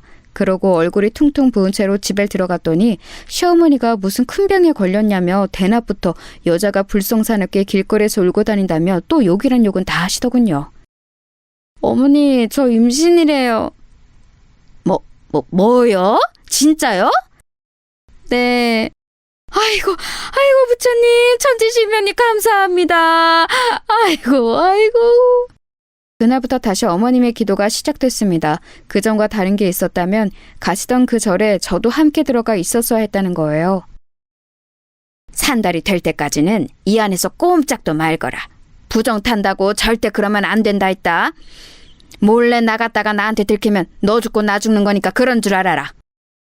저는 정말 산 아래로 한 발짝도 내려오지 못한 채 8개월을 가까이를 산속 그 절에서 생활했어요. 불편한 것도 많고 너무 힘들었지만 그래도 아들을 낳아야 한다는 일념 하나로 이겨냈습니다. 남편도 멀쩡한 부인과 반년이 넘는 시간 동안 생리배를 해야 했고요. 내가 당신한테는 정말 많이 미안해. 그래도 남편은 참 다정한 사람이라 참고 살았던 것 같아요. 지금 생각해보면 말입니다. 그렇게 저는 아들을 낳았습니다. 아들을 낳던 날 온 집안에 어머니의 비명 같은 울음소리가 울려 퍼졌습니다. 그리고 결혼하고 처음으로 들었어요. 수고했다. 수고했다는 말입니다. 그 말 한마디 듣자고 7년이 넘는 세월을 그렇게 마음고생 몸고생한 거 생각하니 허무하더라고요. 대체 아들이 뭐라고 말이죠. 하지만 저도 어쩔 수 없는 옛날 사람인지라 딸아이보다는 아들내미가 이쁘긴 하더군요. 그래서는 안 되는데 말입니다. 엄마는 왜 정수만 이뻐해? 엄마가 언제 정수만 이뻐했어. 정희도 예뻐해. 거짓말. 엄마가 맨날 간식도 정수 하나 더 주는 거 내가 모를 줄 알아? 어린 시절 딸아이가 했던 말이 다 늙은 지금도 가슴에 콱 박혀 있어요. 저도 좋은 엄마는 아니었나 봅니다. 그렇게 저는 제 할 몫은 다 했어요. 그렇게 원하고 바라시던 아들도 낳아드렸고 어머님이 돌아가실 때까지 모시고 살았으니 말입니다. 돌아가시기 전에 유언처럼 그러시더군요. 너같이 착하고 잘하는 며느리는 또 없더라.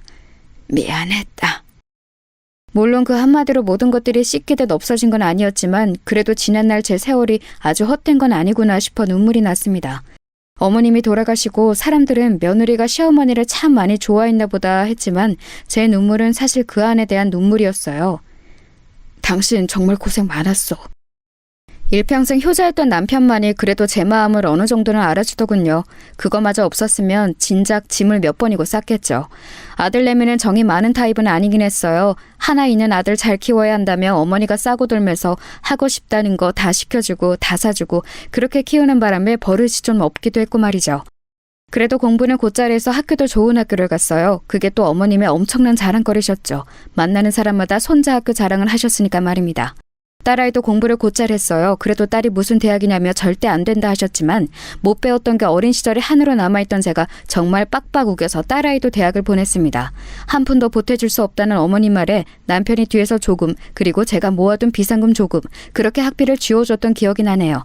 시간이 좀 지나서 딸아이가 그러더라고요. 엄마가 나한테 다 잘해준 건 아니고 나도 서럽고 섭섭한 기억 너무 많았지만 그때 나 대학 그렇게 보내준 걸로 엄마는 엄마 몫을 다 한 거야.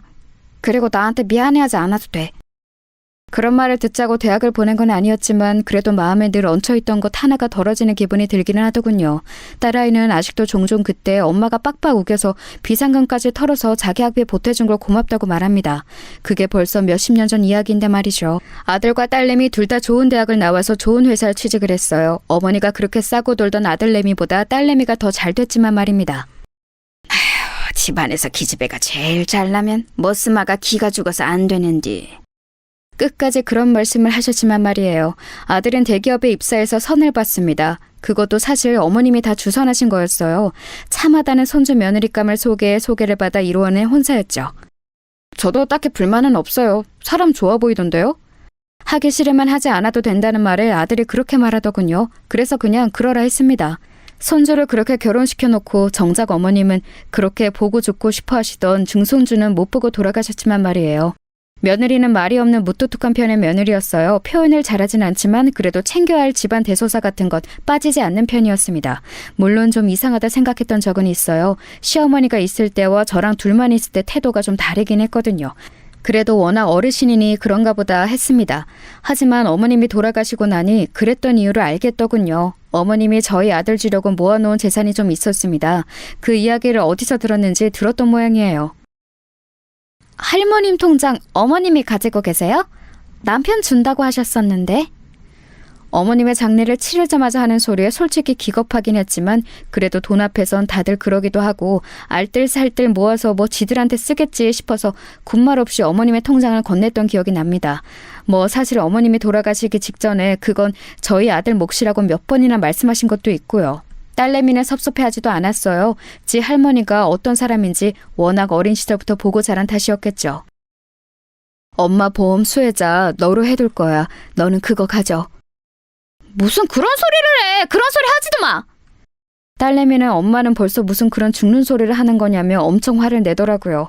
아무튼 며느리에 대한 인상이 좋은 건 아니었습니다. 애가 정이 많아 보이지도 않았고요. 하지만 딱히 흠잡을 만한 일을 한 것도 없었고 저는 시어머니에게 너무 박대를 당하며 살아왔기 때문에 하나밖에 없는 며느리에게 싫은 소리 하고 싶지 않았어요. 그래서 되도록 말을 얹지 않고 자기가 하고 싶은 대로 뒀습니다.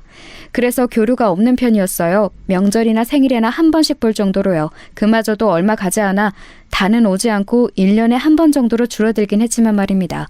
애들한테 그다지 바라는 것도 없었고 지들 밥벌이 다 잘하고 결혼해서 부모 속 안 썩이는 것만으로도 효도라고 생각하고 있었기 때문에 불만은 없었습니다. 그리고 시어머니가 돌아가신 이후에는 남편이랑 여기저기 같이 여행도 다니고 하면서 둘이서 잘 지냈거든요. 어머니가 아들 몫이라고 몰래 숨겨뒀던 땅이 좀 있었는데 그게 많이 올랐어요. 그 주변에 싹 다 재개발에 들어갔거든요. 그래서 그 땅을 팔아 건물을 한 채 사서 남편과 그 건물에 세를 받아 생활했습니다. 둘이서 여행 가고 싶은 곳 마음대로 다니고 맛있는 거 먹고 그러기에는 차고 넘치는 돈이었어요. 며느리에게 이 아이가 일반적이진 않구나 하는 감정을 느낀 것도 그 즈음일 겁니다. 시어머니가 물려주신 땅이 또 있고 그 땅이 재개발에 들어갔고 그래서 저희가 그 땅을 팔아서 건물을 샀다는 걸 알게 되었을 때 며느리의 태도였습니다. 아버님, 오늘은 제가 밥 해드릴게요. 전과는 너무 다르게 애교도 있고 잘하더군요. 특히 남편에게 말이죠. 하지만 남편은 시어머니랑은 달리 그런다고 우리 며느리 하는 사람은 아니었지만 말입니다. 아버님이 좀 무뚝뚝한 편이신 것 같아요. 좋으면서 저러는 거니까 너무 신경 쓰지 말거라. 그래도 혹여나 며느리가 기분이 상할까 제가 중간에서 많이 애쓰긴 했어요. 그렇게 평화롭다면 평화로운 날들이 지속될 줄 알았습니다. 그런데 불행은 그럴 때 갑자기 찾아오는 거더라고요. 암이라고 하는구먼. 너무 늦게 발견해서 수술도 의미가 없냐. 여태 건강검진 한번 제대로 받지 않고 자신만만하게 살아온 벌이었을까요? 제가 닥달해서 한 건강검진에서 남편은 암이라는 진단을 받은 겁니다. 노인들은 진행이 느려서 그래도 몇 년은 살 수 있다고 하더만 그 사이에 우리도 열심히 놀려 다녀야겠어. 아유, 무슨 소리예요. 입원해서 수술하고 치료를 받아야지. 어차피 다 늙은 노인네 얼마 더 살자고 그 병원에서 누워있기만 해서 뭐하나. 그냥 하고 싶은 거 하고 먹고 싶은 거 먹으면서 살 만큼 살다가 가면 되는 거지. 남편은 끝까지 고집을 꺾지 않았습니다. 그래서 결국 제가 졌어요. 남편은 그동안 모든 재산을 제 앞으로 해뒀어요. 그 사실을 알게 된 며느리가 미리 상속을 하면 좋지 않을까요? 하고 넌지시 물었지만 남편은 완강했습니다. 내가 젊어서 네 시어머니한테 못한 게 너무 많다. 내 거 다 주고 나중에 자기 죽을 때 이거 다 마음대로 알아서 하라고 할 거요. 자식들한테 한 푼도 안 준다고 해도 그것은 네 시험의 뜻이고 다 준다고 해도 네 시험의 뜻이고 나는 그렇게 결정했으니까 그 이야기는 다시 하지 말거라. 남편이 노골적으로 불편한 기색을 비췄기 때문에 며느리도 한 발 물러설 수밖에 없었어요. 남편의 뜻에 따라 그냥 하고 싶다는 거, 먹고 싶다는 거 다 하고 다 먹으면서 그렇게 보냈습니다. 자기가 걸을 수 없게 될 때까지 말이죠. 그리고 더 이상 그럴 수 없게 될 만큼 병이 약화되었을 때 병원에 누워서 그러더군요. 당신 병간호 하게 하고 싶지 않아서 항상 당신보다 하루 더 늦게 죽게 해달라고 그렇게 빌었었는데 결국은 당신 또 고생시키다 가는구먼. 나는 평생 당신한테 좋은 남편은 될 수가 없나벼. 어머니 때문에 미웠던 적은 많았어도 당신이랑 결혼한 걸 후회한 적은 없었으니까 안 미안해도 돼요. 그 말에 남편이 울더라고요. 그 말을 한 지 얼마 되지 않아 남편은 세상을 떴습니다. 남편이 세상을 떠난 날 정말 많이 울었어요. 아직도 다 늙어서 이렇게 눈물이 나는구나 싶을 만큼 많이 울었습니다. 하나밖에 없는 남편이자 또 친구가 떠난 느낌이었어요. 늘 옆에 공기처럼 있던 사람이 없어지니까 정말 한 번의 체감이 확 되더라고요. 남편이 없는 빈자리가 말입니다. 그래서 한동안은 우울증 같은 게 왔었어요. 엄마 좀 먹어. 아빠도 엄마 이러는 거 원하지 않으실 거야. 딸이 이틀에 한 번꼴로 집에 와서 저를 챙겼습니다. 그때 딸아이 아니었으면 견뎌내기 힘들었을 거예요. 물론 며느리도 평소보단 훨씬 더 얼굴을 비추긴 했습니다.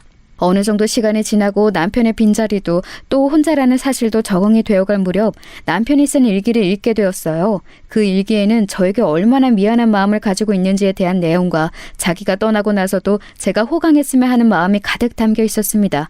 그래서 남편의 뜻에 따라 살기로 했어요. 맛있는 것도 많이 먹고 친구들이랑 여행도 다니고 그러면서 지냈습니다. 그러다 문득 친구들이 그러더군요. 그 많은 재산 다 어쩌고 죽을 거요? 그냥 나 죽으면 알아서들 나눠 갖는 거 아니요? 아우 안 돼. 그러면 싸움 나. 쥐들이 더 가져가겠다고. 미리미리 어느 정도 주겠다 다 정해놔야 된다니까. 아 그러고 죽기 전엔 절대 주면 안 되고. 그냥 미리미리 줄 만큼 다 주고 나 쓸 것만 남겨두면 안 되나? 아우 큰일 날 소리 하네. 그러면 태도가 싹 바뀐다니까. 죽기 전엔 정말 한 푼도 주면 안 돼. 처음에는 뭘 그렇게 유난을 떨어야 하나 싶었지만 며느리의 여태 동안의 그 태도들이 마음에 걸려 있었던지라 그 말이 더 마음에 와닿았습니다. 친구들의 조언대로 변호사를 만나 딱 3등분으로 나눠줄 생각이었어요. 딸내, 아들내, 그리고 나머지는 기부로 하는 걸로 말입니다. 예전부터 좋은 일을 늘 하고 싶었는데 기회가 없었거든요. 뉴스 같은 곳에서 전 재산을 기부했다는 사람들을 보면서 대단하다고 생각했던 적도 많았습니다. 물론 저는 전 재산을 기부하는 건 아니라 아이들에게도 줄 생각이긴 했지만 말입니다. 어머님, 변호사 만나셨어요? 그런데 며느리가 제가 말하지도 않았는데 제가 변호사를 만난 걸 어디서 듣고 와서 묻더라고요. 그걸 어떻게 알았니? 저희 동네에 있는 사무실에 가셨죠? 저희 동네에 제가 아는 사람이 많아서 만났다. 재산 문제로 만나신 거예요? 답지 않게 정말 꼬치꼬치 묻더군요. 며느리가 재산에 대해 관심이 많은 건 알고 있었던지라 그냥 별 문제가 될 것 같지는 않아서 다 대답했습니다. 주변에서 죽기 전에 미리 나눠야 한다고 해서 아직은 그냥 만나보기만 한 거야. 아직 유언장을 쓴 건 아니었거든요. 변호사 말로는 정확하게 재산 파악을 해서 뭐는 누구에게 그런 걸 정확히 써야 한다고 하더라고요. 그래서 시간이 좀 걸린다고요. 어떻게 하실 건데요? 지들이 받을 재산인데 궁금할 것도 같다 생각하며 그냥 이야기했어요. 3등분해서 큰애, 니네, 그리고 나머지는 기부할 거다. 제 그 말에 며느리 눈이 동그래지더군요. 기부를 하신다고요? 아니 그 전에 형님이랑 저희랑 똑같이 주신다고요? 그래, 뭐가 문제냐? 너네는 어머니가 주신 돈도 따로 받아간 게 있지 않니? 그것도 적은 돈이 아닌데. 아니, 아무리 그래도 아들이잖아요. 요즘 세상에 그런 게 어딨어. 그리고 기부는 무슨 말씀이세요? 예전부터 뉴스 같은 거 보면서 전 재산 기부했다는 할매, 할배들 멋지다고 생각했다. 그래서 나도 전 재산은 아니지만 기부하기로 한 거요. 아니, 그 큰 돈을. 큰 돈이니까 더 해야지. 그리고 너네가 가져가는 돈도 큰 돈인데 뭐가 그렇게 아깝니? 아니, 아까운 게 아니라 굳이 그래야 하나 싶은 거죠. 자식들 몫까지 나눠서. 여기에 너희 몫이 정해진 게 어딨어. 그냥 운이 좋아서 땅이 오른 덕에 생긴 돈인데. 며느리가 꽁한 얼굴로 입을 꾹 다물더군요. 상당히 불만이 많은 얼굴이었지만 더 말을 꺼냈다간 이마저도 제가 안 준다고 할까봐 참는 게 느껴졌습니다. 그날 이후로 며느리는 거의 매일을 저희 집에 찾아왔어요. 그리고는 집안일을 하고 제 옆에 딱 붙어서 하루 종일 저를 설득했습니다. 어머님, 다시 한번 생각해보세요. 저희가 다 달라는 거 아니라니까요. 애비도 그렇게 많이 기부하냐고 어머니께 다시 말해보라고 했고. 나는 이미 마음 다 정했다니까 그런다. 유언장 그렇게 쓸 마음은 안 바뀌니까 너도 그만 포기해. 그리고 이렇게 매일 오는 것도 하지 말거라. 그렇게 해도 제 마음이 바뀔 것 같지 않으니 한동안은 그만하는 것 같더라고요. 제가 생전 며느리 흉을 다른 사람에게 본 적이 없는데 요즘 며느리는 너무 노골적으로 돈돈거리는 것 같아서 딸아이에게도 말한 적이 있었습니다. 엄마, 절대 유산 상속 미리 해주지 마. 싸가지가 없어. 평소에는 자주 오지도 않으면서. 그래도 애 앞에서는 그런 소리 하지 마라. 안 해요. 나도 괜히 분란 만드는 거 싫어. 그냥 엄마랑 이렇게 뒤에서 욕하고 마는 거지. 딸내미도 지 아빠 닮아서 여기저기 입대는 스타일이 아니라 그런지 그냥 그러고 말긴 했지만 말입니다. 그러던 어느 날이었어요. 꿈에 남편이 나왔습니다. 그렇게 가고 나서 한 번도 꿈에 나온 적이 없었는데 저 멀리서부터 저한테 이리 오라고 손짓을 하더군요. 그래서 남편 가까이 다가가 푸념을 했습니다. 아이고, 생전 안 찾아오더니 이제야 왔소. 잘 지냈는가? 나야 못 지낼 게 어딨어요. 일찍 간 당신 억울하게 잘 먹고 잘 살고 있어요. 그랬더니 남편이 웃더군요. 그거 참 다행이라면서 말이에요. 나 데리고 가려고 왔어요? 당신은 올라면 한참 멀었으니까 그런 말 하지도 마소. 그럼 이제사 내 안부가 궁금했어요? 거기가 지낼만 한가 보제? 지낼만 하던 아니던 지금 올 생각은 하지도 말고 할 말이 있어서 왔소. 무슨 말이요? 제 질문에 남편의 표정이 갑자기 굳어지더라고요. 좀 전에 희미하게 웃고 있던 모습과는 달리 그놈마다 못해 무서워 보였습니다. 그래서 제가 한 발 물러나려 하니 제 손목을 꽉 잡고는 한마디 한마디 힘줘 말하더군요. 내일 며느리 조심하소. 예? 그게 무슨 말이에요? 며느리 절대 조심하소. 알겠소? 남편이 아플 정도로 손을 꽉 잡고는 신신당부를 하더라고요. 그래서 일단 고개를 끄덕였습니다. 알겠어요. 근데 왜? 제가 알겠다고 하자마자 한 번 더 뚫어져라 저를 쳐다보더니 스르륵 사라지더군요. 남편이 사라짐과 동시에 잠에서 깼습니다. 기분이 이상했어요. 남편의 표정도 처음 보는 무서운 표정이었고 무엇보다 꿈이 너무나 생생했습니다. 남편이 꽉 잡았던 손목의 느낌도 아직 나는 것 같아요. 그렇게 이상한 기분으로 하루를 시작했습니다. 그런데 소름이 돋는 일이 일어났어요. 한동안 연락이 없던 며느리가 집으로 찾아온 겁니다. 진짜 기분 이상하더라고요.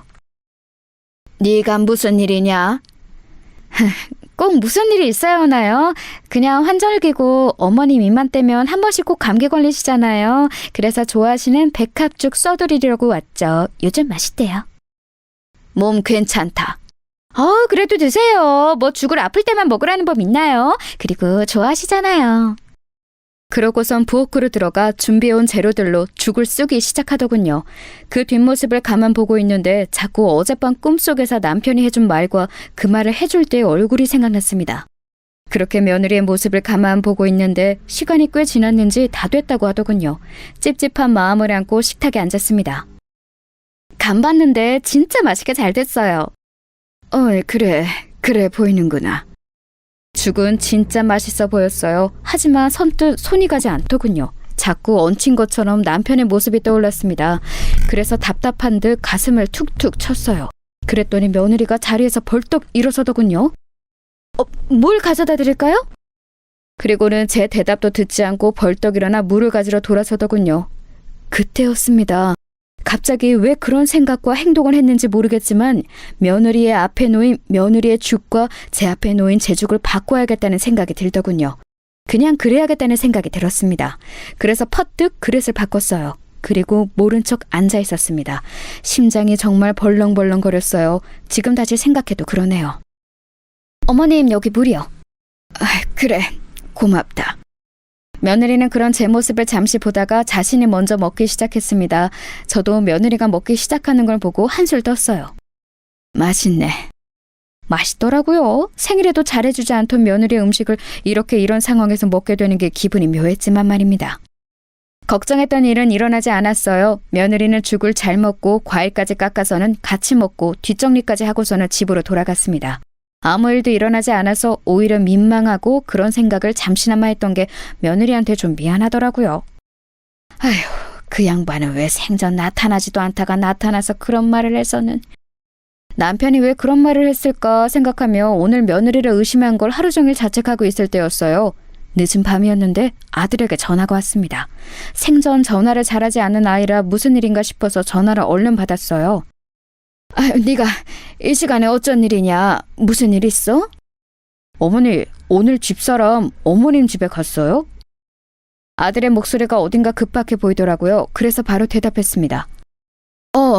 와서 백합죽 끓여줘서 같이 먹고 돌아갔는데 왜? 무슨 일이 있는 게냐? 아니, 이 사람이 지금 알러지 증상이 심하게 올라와서 응급실에 왔는데 뭘 먹었는지 말을 안 하잖아요. 그 자리에서 휴대폰을 떨어뜨릴 뻔했어요. 며느리와 저는 같은 알러지를 가지고 있습니다. 바로 땅콩 알러지예요. 어릴 적 땅콩을 먹고 죽을 뻔한 이후로는 땅콩을 먹지 않는다는 이야기를 했던 적이 있는데 자신도 그렇다고 한 적이 있었거든요. 어머니? 아들의 목소리가 들려오는데도 멍하게 휴대폰을 들고만 있었습니다. 무슨 말을 해야 할지도 모르겠고 그냥 멍하기만 하더군요. 지금은 괜찮니? 네, 지금은 주사 맞아서 괜찮아지고 있는데 땅콩 알러지가 있는 사람이 자기가 찾아서 그걸 먹었을 리도 없고 그럼 뭘 먹었는지 말을 해줘야 하는데 말을 안 하잖아요. 애가 오늘 할머니 집 간다고 했대서 전화해봤어요. 며느리는 주사를 맞고 자는 중이라고 하더군요. 그렇게 전화를 끊었는데 저도 모르게 눈에서 눈물이 흘렀습니다. 재산 때문에 시어머니를 죽이려고 죽에 땅콩가루를 집어넣는 며느리라니요. 저에게 이런 드라마에서나 볼 법한 일이 일어날 거라고는 상상도 한 적이 없거든요. 정말이지 세상이 뒤집힌 것 같은 기분이었어요. 아니, 죽다 살아났으니 그게 맞긴 한 거겠죠. 아이고, 애들 아버지. 손을 덜덜덜 떨며 어제 꿈에 나타난 남편을 부르짖었어요. 그렇게 그날은 충격으로 밤을 지새우다시피 했습니다. 그리고 그 다음날 먼저 딸애에게 이 이야기를 전했어요. 딸애가 너무 놀라서 한달음에 달려왔더군요. 그리고 저를 붙잡고 울면서 화를 내기 시작했습니다. 엄마는 그렇게 될 때까지 아무 의심도 안 했어? 진짜 큰일 날 뻔했잖아. 아빠가 꿈에 안 나타났으면 어쩌려고 그랬어? 상상이나 했겠니? 그런 일을 할 거라고. 딸애는 한참을 울면서 화를 내더니 당장이라도 누구 하나 때릴 기세로 일어서더군요. 내 인연을 가만두나 봐. 그 자식도 가만 안 둘 거야. 어디서 그런 년을 데리고 와서는. 일단 앉아라. 내가 그렇게 말한다고 해도 그 아이가 박바국이면 그만인데 누구 말을 믿겠니? 너도 처음에 엄마가 잘못한 거 아니냐고 몇 번을 되물었잖아. 딸을 씩씩거리더니 이내 앉더군요. 그리고는 눈물을 닦으며 말했습니다. 그러면 이렇게 하자. 어떻게? 내일 엄마 혼자 병문안을 가. 그리고는 그냥 왜 그랬냐고 물어봐. 모른 척해도 다 알고 왔다고 그래. 녹음기 꼭 가져가서 녹음하고. 알겠지? 며느리를 만날 생각을 하니까 다시 손이 떨려왔지만 그런 무서운 아이랑 아들을 계속 같이 살게 둘 수도 없는 노릇이었습니다. 그리고 또 언제 저한테 그런 짓을 또 할지도 모르잖아요. 그래서 덮어둘 수는 없었어요. 딸이 했던 당부를 몇 번이나 되새기면서 며느리가 입원해 있는 병원으로 갔습니다. 병실 앞에서 딸이 알려준 대로 휴대폰의 녹음 버튼을 누르고 심호흡을 한 번 크게 한 뒤 문을 열었어요.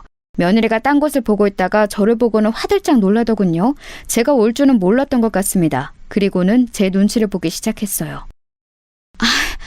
별일 아니라고 아범한테 어머니한테는 절대 말하지 말라고 했는데 했다고 하더라고요. 며느리의 그 말에도 대꾸 없이 그냥 가만히 보고 있었어요. 그랬더니 평소와는 달리 입을 쉬지 않고 계속 떠들더군요. 다 나와서 이제 퇴원하면 되는데 왜 오셨어요 괜히. 눈치를 보면서 그렇게 말하길래 그냥 조용히 넌지시 물었습니다. 딸아이가 한 당부대로 절대 화는 내지 않고요.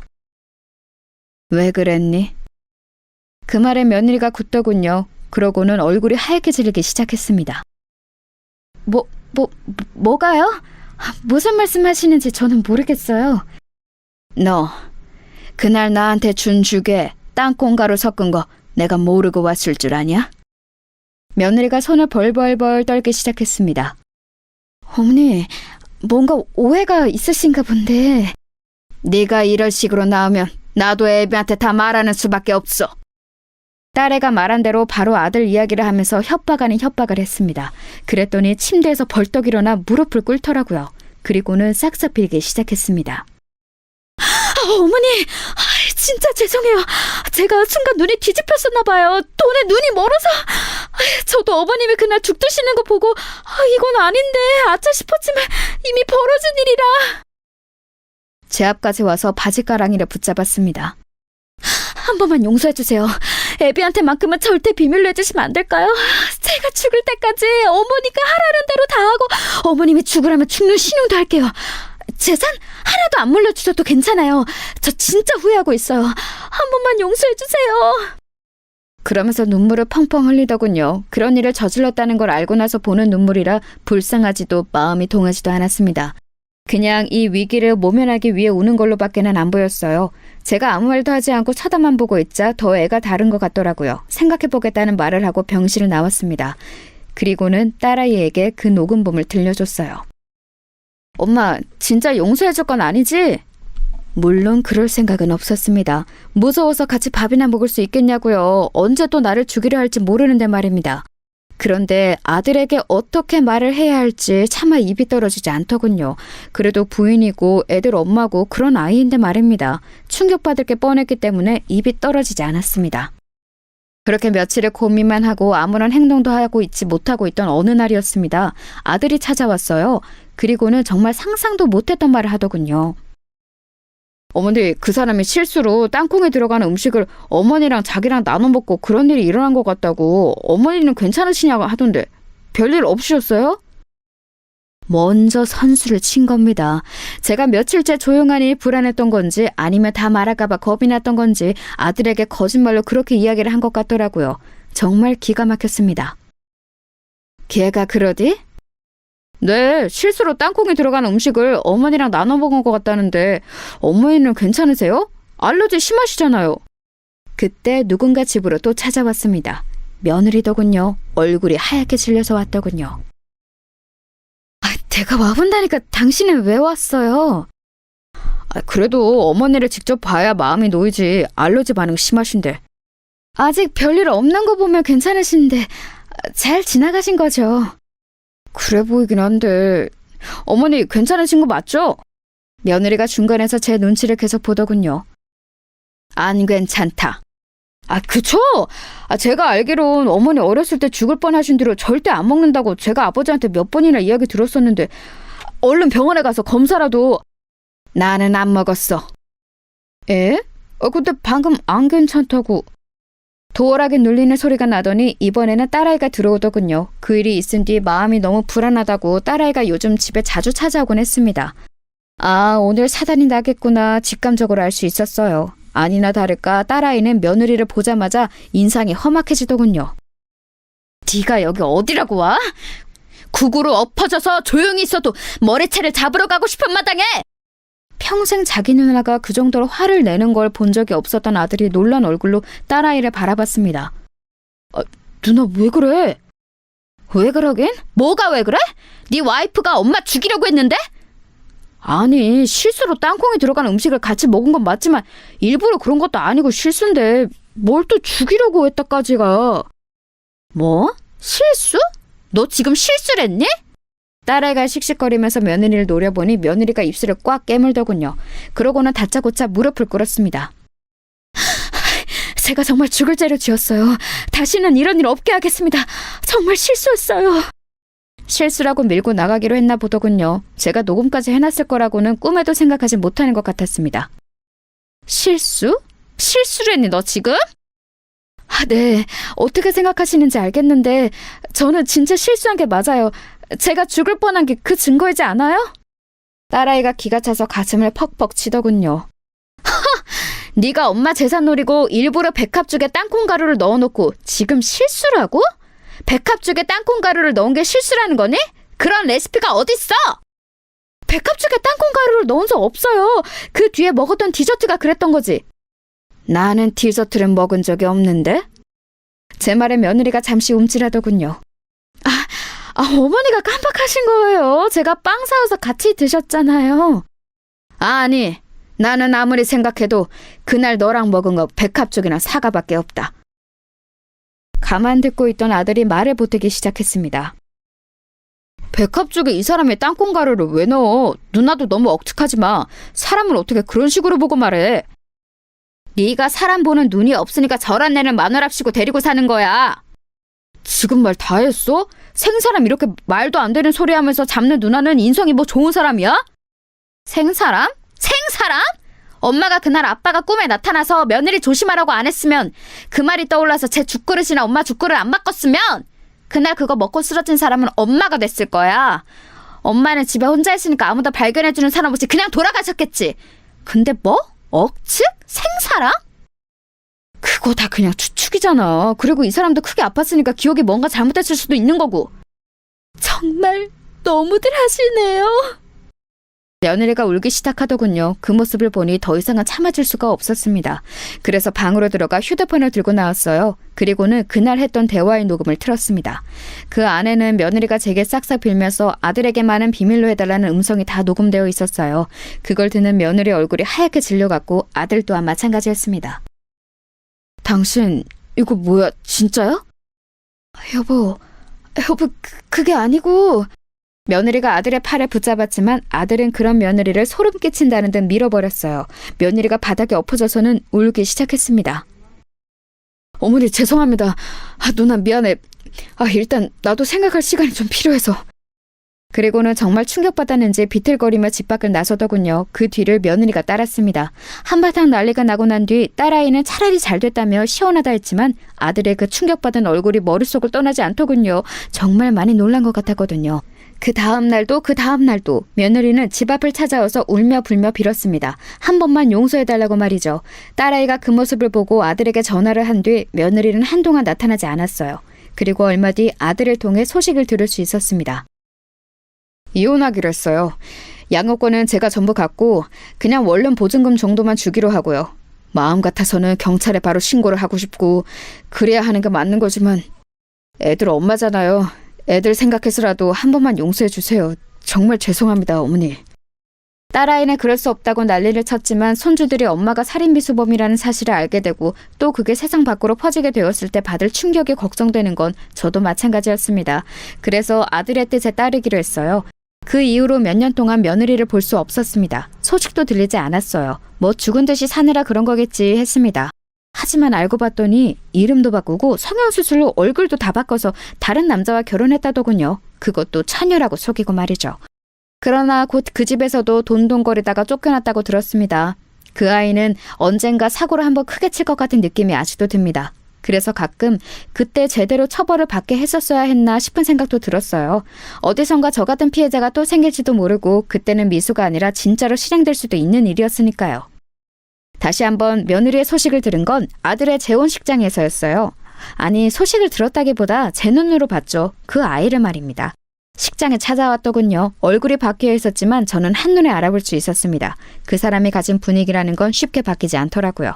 저와 눈이 마주치자 잠시 놀라는 것 같더니 다가오더군요. 놀라 도망갈 줄 알았는데 의외였습니다.